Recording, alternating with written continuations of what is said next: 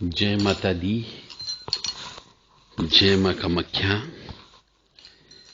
मां भगवती जगत जननी सबको सद्बुद्धि प्रदान करे।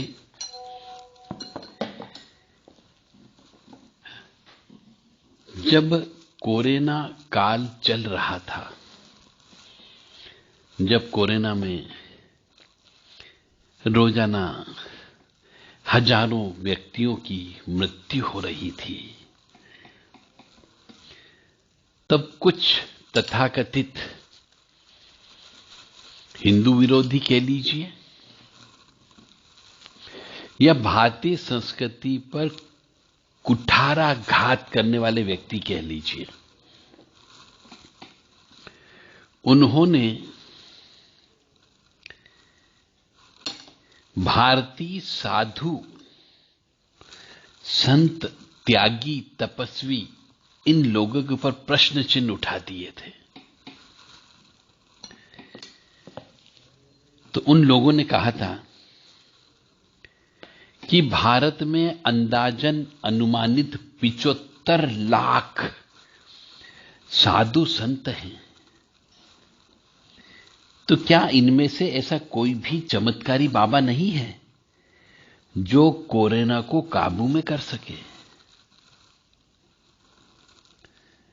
अपनी सिद्धि साबित करो, या यहां तक बोल दिया कि अपना पाखंड बंद करो।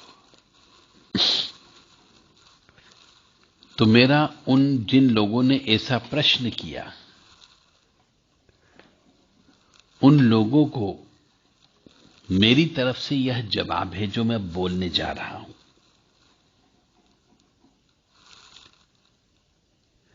कि जो मनुष्य मरे हैं या मर रहे थे, ये बताओ कि वह सब मनुष्य क्या महात्माओं के बताए हुए मार्ग पर चलते थे क्या? और यदि ऐसा नहीं है तो उनको चैलेंज किस आधार पे कर रहे हो?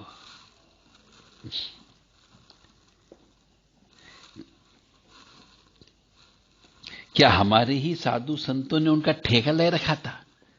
क्या अन्य धर्म के साधु संत नहीं हैं? पाप करते समय हमारे महात्माओं से पूछ करके क्या वो पाप कर्म कर रहे थे?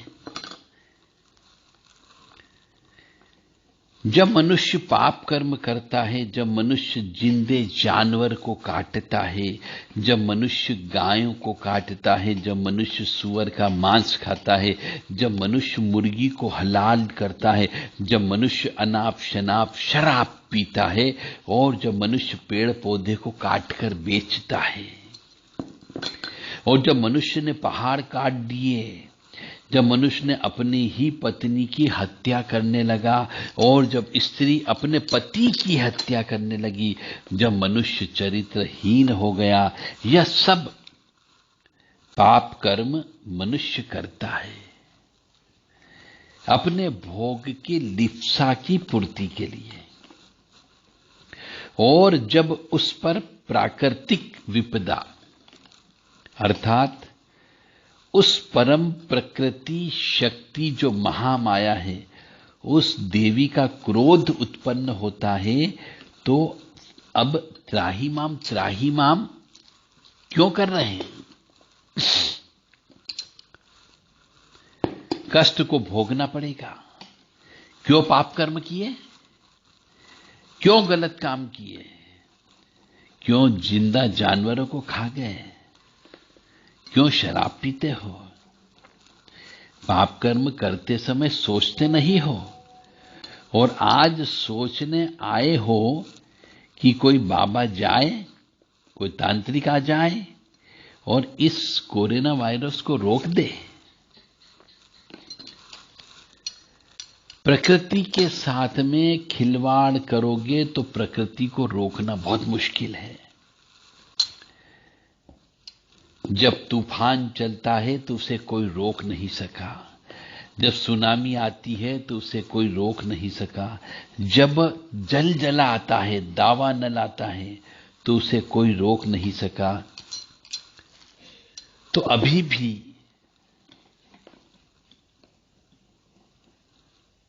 सरकार बचाव के उपाय बता रही है, परंतु लोगों को प्रेरित कर रही है, पर लोग समझ ही नहीं रहे। केवल मनुष्य ही प्रकृति की संतान है क्या? नहीं, प्रकृति के साथ साथ संपूर्ण जीव जगत की जननी ही प्रकृति है। यदि तुम प्रकृति का संतुलन बिगाड़ोगे तो प्रकृति खुद संतुलन बना लेती है। तो साधु संतों का काम वायरस भगाना नहीं होता है, आत्मज्ञान के लिए प्रयासरत रहते हैं, एक सही जीवन शैली, सही आदर्श प्रस्तुत करना होता है। ऐसे लोग केवल साधु और सिद्ध महात्माओं को चैलेंज कर सकते हैं। ये उन्हें क्यों नहीं चैलेंज करते? जो बड़े बड़े सिद्ध बंगाली पीर, फकीर, मौलवी, फादर होने का दावा करते हैं, जिनका पोस्टर सब जगह नजर आता है,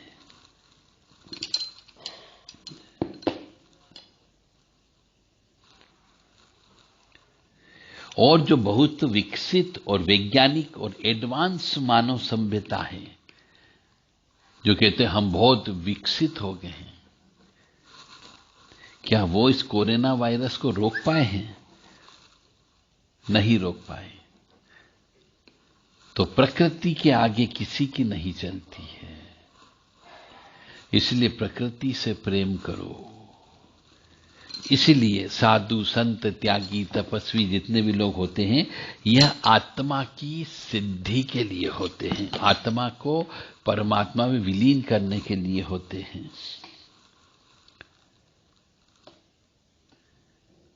आत्मा को सही उच्चतर स्तर तक पहुंचाना, यह साधु संतों का काम होता है।